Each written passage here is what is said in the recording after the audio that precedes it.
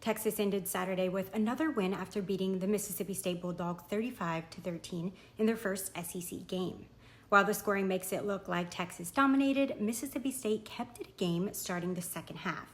But the struggling Bulldog offense led to their downfall, while Arch Manning and Texas started to find their stride. Here are 5 takeaways from Saturday's SEC debut. Takeaway number 1, Arch Manning played consistently well. After seeming to struggle a bit against ULM last week, Arch Manning was on all cylinders Saturday. Despite not knowing if he'll start until the morning of, Manning completed 26 passes on 31 attempts for 324 yards and 2 touchdowns. Manning also added 33 yards on the ground and a touchdown through 6 attempts. Manning looked more grounded this game, not getting too impatient and wanting to sling it downfield every other play.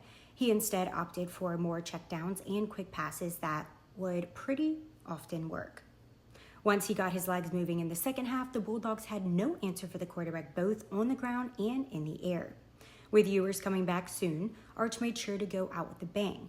This performance hopefully will stop any doubters from thinking Manning isn't worth the hype, because he showed that he belonged on Saturdays. Number 2, the offensive line played its worst game. Flags, and more flags. Texas had a lot of plays called back due to holding and had multiple false starts over the game.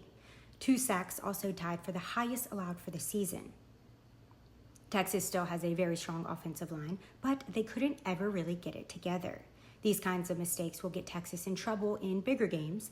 Luckily, Mississippi State still struggled to take advantage of the holding calls and false starts, but film will be rough for the Horns O-line. Takeaway 3.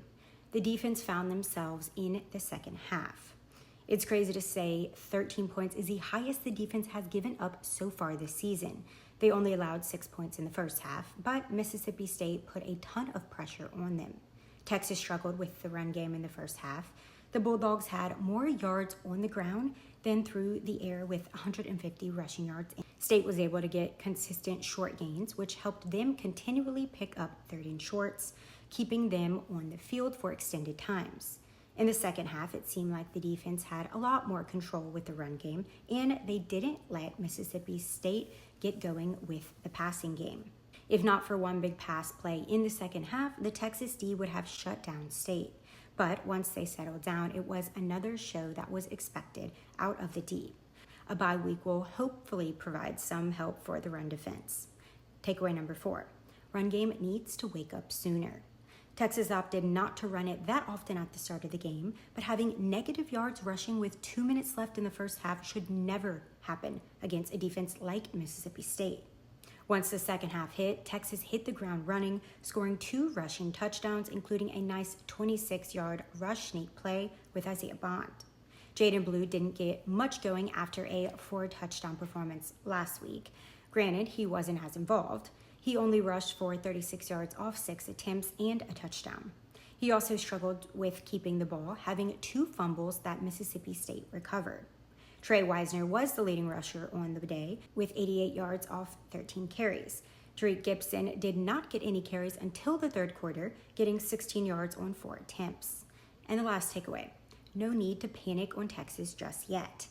Yes, there were a ton of mistakes, a lot of flags, a lot of missed tackles, not to mention a questioning move by head coach Steve Sarkisian to take back a field goal to make it 2 possessions to eventually have a turnover on downs on a 4th and 3rd. But fans shouldn't hit the panic button just yet. Texas was not going to put out a lot of tape ahead of a bye week, then to face Oklahoma and Georgia when playing against one of the worst in the conference. The execution was poor for the most part, but there were flashes of a Texas team that deserves the number 1 ranking. The Longhorns still won by multiple touchdowns when it seemed like the game could have swung either way many times.